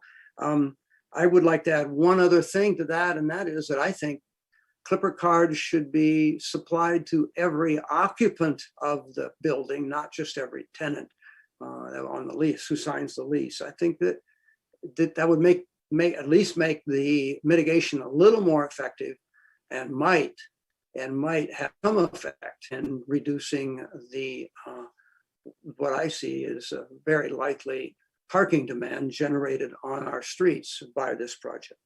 So I had questions about design review in north elevation. I think the applicant has answered that for me adequately. In fact, I really like the design of the north elevation, and I appreciate having my memory refreshed from the previous 2019 about how that looks. I think that'll work very well. And finally, an additional condition that I would like to add based on my visits is that I think we should add a condition requiring that the existing curb cut get filled in with curb if they're going to have no parking. If that whole area is going to be open space, then we need to make sure we need to have a condition of approval on the project that requires the applicant to put a regular curb in there, because looking at it, it's only 7 or 8 feet in width. But I think if you add that to the existing curb space on the home to the south, you will probably be able to accommodate 2 cars where you only now accommodate 1 for on-street parking space. So I think by filling in that 1 spot, we could gain 1 extra on-street space. And that's what I have to say. Thank you. Mm-hmm. Thanks. I'm happy to just jump in because I have spurred a couple thoughts for me, Commissioner Donaldson. I guess my first thought on this in terms of the parking waiver altogether, you know, I am very torn in the sense that I very much hear you, Commissioner Donaldson, in terms of your sort of the legal challenges that you feel sort of are posed in our ability to grant or not grant the parking waiver. And so I get that. Certainly we should not be approving something that we don't feel like we have the discretion to do. I do think there's a little bit of latitude in the finding that talks sort of to the extent feasible, or unless in, I forget the exact language, but unless in sort of unusual circumstances. I do feel at some level, this location is kind of as pretty close to as prime as you get in Albany in terms of being centrally located to a little of everything, you know, centrally located certainly to Solano, still fairly centrally located to the BART station, such that somebody can easily walk to El Cerrito BART to be able to leverage that transit. The Transbay bus is there, walking distance to San Pablo, all of those sorts of things. I think we're kind of centrally located to sort of have that almost that quarter mile access to sort of average daily needs. So I think we could make a bit of that argument. The other thing about sort of the cost of parking that I have a little bit of a hard time swallowing on this is, you know, growing up in Albany and even my circumstances now, I've never lived in a house where the garage, all of the houses I've lived in Albany have had a garage, but they've never been big enough to accommodate the car I drive. So I've never actually parked in the garage. My entire childhood, we had a garage. It was my dad's woodworking shop that was back there. No one ever parked in the garage. My current garage, my car doesn't fit in the width of it. So I park on the street. And so I kind of feel if we're going to think about that in terms of new construction, we need to have a little sort of self-reflection about how current people in Albany use their garages. And I think in a lot of these homes that were built in the 1920s and 30s, the garages don't really accommodate contemporary cars. And so a lot of people, and especially the small sizes of homes, people see garage spaces as bonus space to either, you know, have extra storage or to be able to leverage it for some other purpose. So it's where I get torn in the larger conversation of parking. I also just fundamentally feel that the public rights of way should be for everyone, both visitors and residents. And if residents want to choose to risk not having predictability on their ability to park, you know, sometimes I have to park around the corner from my house, and it's a little annoying, but it's the risk that I take by not being able to have a parking spot within my home. And I think that parking should be available to everyone, and everyone should have sort of an equal right to it. So I do understand that's a larger philosophical conversation and not actually what's before us tonight. That policy has already been set by the voters in the city council in terms of adopting this ordinance. So I know that that's a little bit of a moot point, but I just felt like I needed to take my few minutes soapbox to sort of state my piece on that. I do think people should have the right to choose if they want to incorporate parking into their project or not, and kind of let the market dictate with maybe having to search for parking from time to time. So that's my thought on that. I do think when it comes down to the parking waivers, the project as proposed does feel eligible for a couple of the parking waivers. I do think, you know, when we're getting a little closer down to that one remaining spot with the live work and whether to waive that one per se or not, I do think that the existing curb cut, I have a hard time giving up on-street parking for one off-street parking space. It's kind of privatizing the public right-of-way in many ways, where that curb cut now belongs to the property owner and it doesn't belong to the public anymore. And I do think there's sort of a public cost at that, of sort of bestowing public property to a private property owner. I think when there are multiple parking spaces, that's a little bit different, but I think the one-to-ones are a little bit hard for me. So in that sense, I would certainly be supportive of moving forward with a condition that certainly mandates any existing curb cuts be restored to public curb lines so that we can get that. I do certainly appreciate the project sponsors amendments on the bike parking. So I don't have any additional comments from the latest proposal on the bike parking. I think that's a good proposal. On the clipper cards, I do feel like it's still a little substandard of if we are going to rely on it as part of a mitigation or sort of a TDM program. I would agree to upping the number of the clipper cards to maybe align with the number of bedrooms. I would hate for it to be a disincentive for a larger family to maybe not get a unit because the property owner doesn't want to pay for the, that fourth or that fifth clipper card. But I think if we align it with the number of bedrooms, we're getting a little bit closer to likely, number of users. I do also think $50 is a little bit of tokenism on the offer as somebody who takes in non-COVID times public transit into San Francisco every day. That covers about a little bit less than a week's commute. Commuting, especially if you're going cross bay, is getting pricey. And so I would be supportive of requesting the number of clipper cards to align with the bedroom count and the amount to at least align with, maybe a monthly AC transit pass or some dollar value that's more aligned with a regular commuter's transit costs, because that's really the needle that we're trying to move, is have people use public transit for commute and not their private vehicles. So I would be supportive of amendments somewhere along those lines. I don't necessarily have that perfect condition crafted in terms of what that right metric is, whether it's sort of an AC transit monthly pass or a flat dollar value, but obviously the value of a dollar decreases over time. And so I want to make sure it stays relevant as being an actual TDM measure and not something that effectively diminishes over the next 5 to 10 years. Otherwise, I think the project is good. I thought it was good previously. I think any project that's adding units into Albany is a great project. This does help sort of dissipate land costs over multiple units. So inherently, these units are going to be a bit on the cheaper side than sort of traditional single family homes in San Francisco. So I think that's wonderful. So all in all, those are sort of my initial or all of my comments on this project. And yeah, with that, I will turn it over. Commissioner Pilch, did you have any final comments on this? Yes, thank you. And I think I can agree with everything that Chair Waddy said, and kind of build on the concern, and you built on some of Commissioner Donaldson's concerns as well. Yeah, I would support the making the clipper card be available to every occupant and aligning the cost with something like a monthly pass. That sounds awesome. I appreciate Mr. Larson's comments on this item and the previous item as well.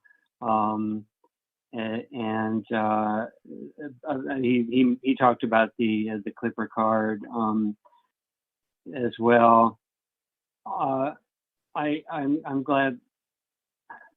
This project has changed around a lot, and I'm not very happy with the last minute nature of some of the changes. That feels, it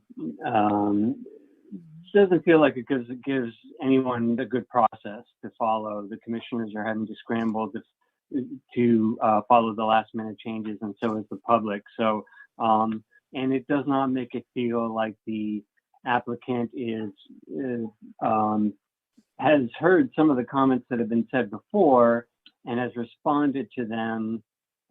It feels like they're only responding to the comments that have occurred since the agenda was posted, but some of these comments have been made previously, so that doesn't feel good either. So I would encourage, if we see this in the future, the applicant to be to come with us with something more complete to put on our agenda.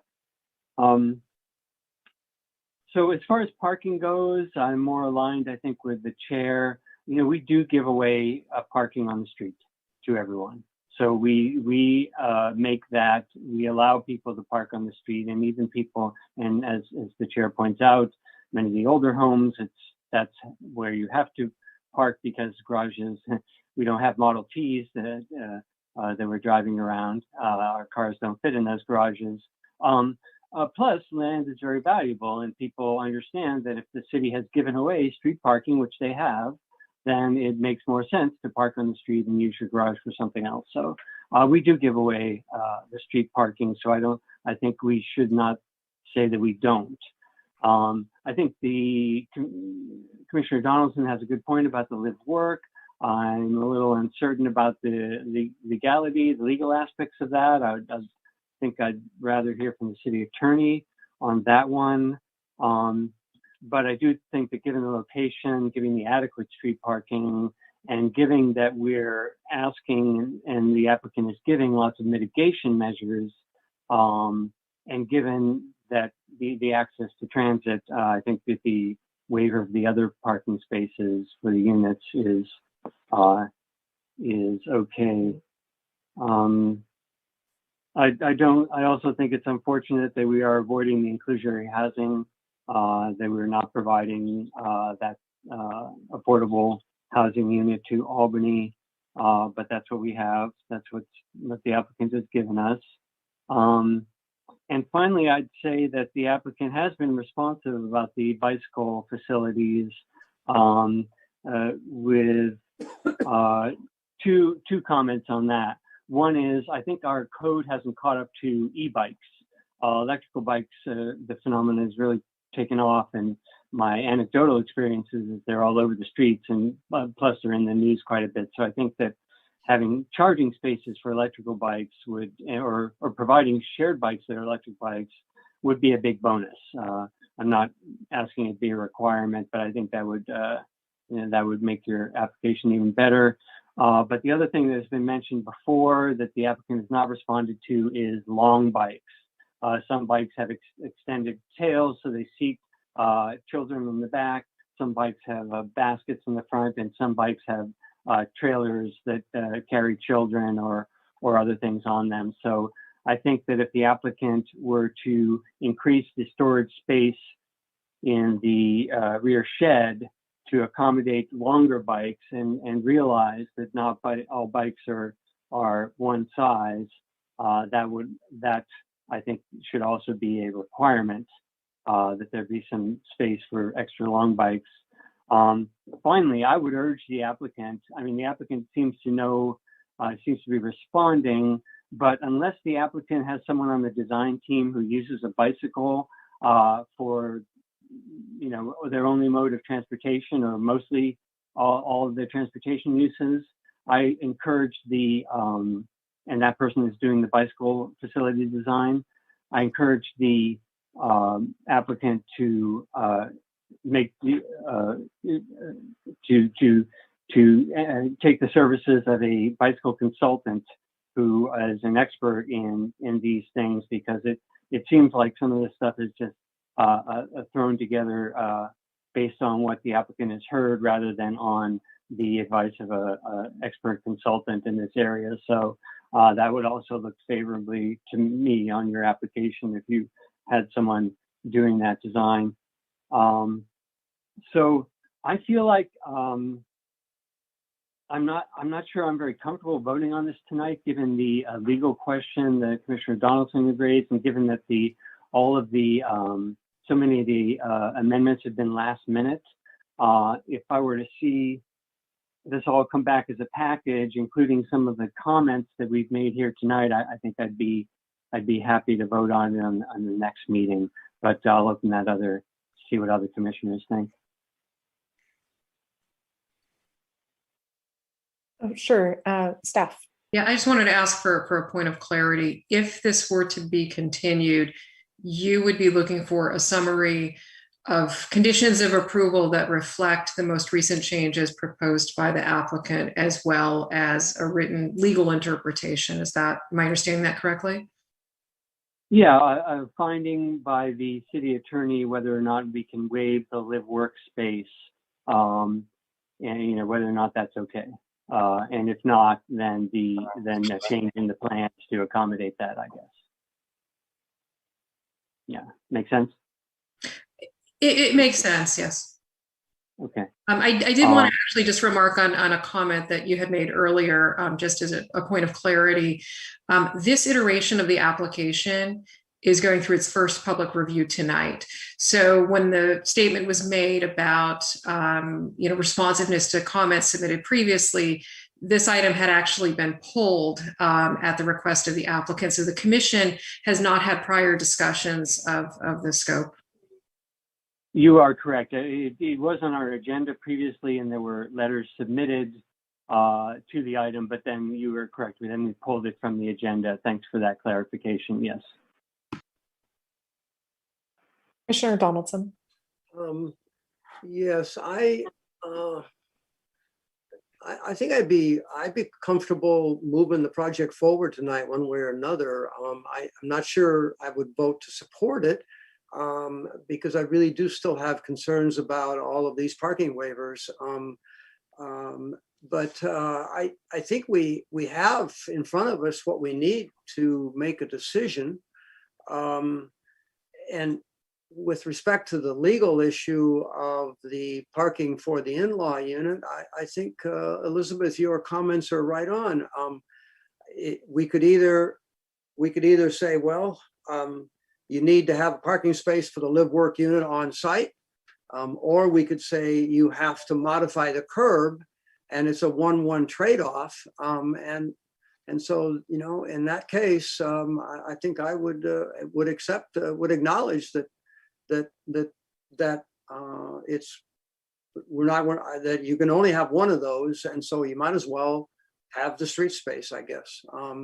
So I think I'm okay with that, and I'm glad that I noticed that. I'm quite sure that there would be space there for 2 cars in the curb area immediately south of the project. If we did that, I'm pretty confident of that. Well, with that, I think we can move on it. Yeah. Sure. Yeah. Yeah, one minor thing. I can appreciate the desire to hear from our attorney on a legal interpretation. One thing I just want to point out for the purposes of the commission's discussion is that there actually is not an explicit prohibition related to live work. So it's this gray area. And I think the tendency typically is if you don't have an explicit prohibition, you have some flexibility there to interpret the code as you see appropriate. Makes sense. Well, given that, I would be happy to take a stab at making a motion here to approve, let me get the language right, planning application 21-004, conditional use and design review amendment at 904 Masonic with the following additional conditions of approval beyond, and these are based on the latest plan set, so that being baseline, to require that the existing curb cut be fully restored as a typical non-color curb, and to also require that the clipper card, the number of clipper cards align with the number of bedrooms per unit, and that each clipper card be loaded with the equivalent value of the local monthly AC Transit pass. Staff? Yes, I just wanted to let you know, I looked at that on the AC Transit website. It's actually less than $50. Oh, the one I just looked at said $84.60. Oh, okay. Then for a 31 day. We'll go with that. Okay. And I think to me, that's the principle, is that it's also not static and that it charts with time. Inflation. Exactly. Yeah. So those would be my 3 conditions of approval in addition to the staff findings and conditions. Commissioner Pilch? Yeah, would you take as a friendly amendment to add storage for 2 or maybe let's say 3 longer bikes in the back shed to make that change, and also to include the applicant's correspondence as received as also part of the application or conditions of approval, however you want to put it. So yes, and I did already mention that their latest submittal is sort of the baseline from which we're working. So yes, on that one, in terms of the longer bikes, I'd be willing to accept that if the 3 are part of the 10, and that the 10 bikes that they're providing are of the storage is of the size that it will accommodate 10 bikes, 3 of which are longer. I assume you're referring to sort of cargo bike size. Yeah, that sounds great. And okay. By the way, just to the applicant, there are, if the applicant is planning to do the bike share program themselves, they might want to consider there are actually services that provide bike shares to businesses, bike share setups, and that might be a better fit for the applicant rather than having to deal with that themselves on an ongoing basis. Just an FYI. Great. So just to clarify again on that condition, the covered secure parking, that as part of their 10, it will accommodate 3 longer bikes. So on the plan submittal that they provide to staff in the final set, they need to demonstrate that they can fit 3 long ones plus 7 normal bikes in their overall square footage of secured bike storage. Or somewhere on the property. I would actually be comfortable with that if you are Commissioner Pilch. They just need to be able to demonstrate that 3 long bikes can be securely provided on site. But they have Right. 10 shared as well as their required parking within the building, bike parking within the building. I think we got that. Yeah. Great. So happy to put forward that motion. If there is somebody who'd like to second. I'm happy to second. Okay, great. Then on that motion, Commissioner Donaldson. I think I'll vote no again. I hate to do it, but I really think that the waiver of all this parking is a real concern for me. I'm going to vote no. Mhm. Okay, Commissioner Pilch. Yes. And I vote yes as well. So that motion does pass 2-1. I believe because this is new construction, they do not have story poles, but staff, is that correct? Okay, great. So no story poles, so no need to keep them up, but it is subject still to the 14-day appeal period to the City Council. And with that, that concludes item 7 on our agenda. Item 8 on our agenda. Up next is new business, of which there is none.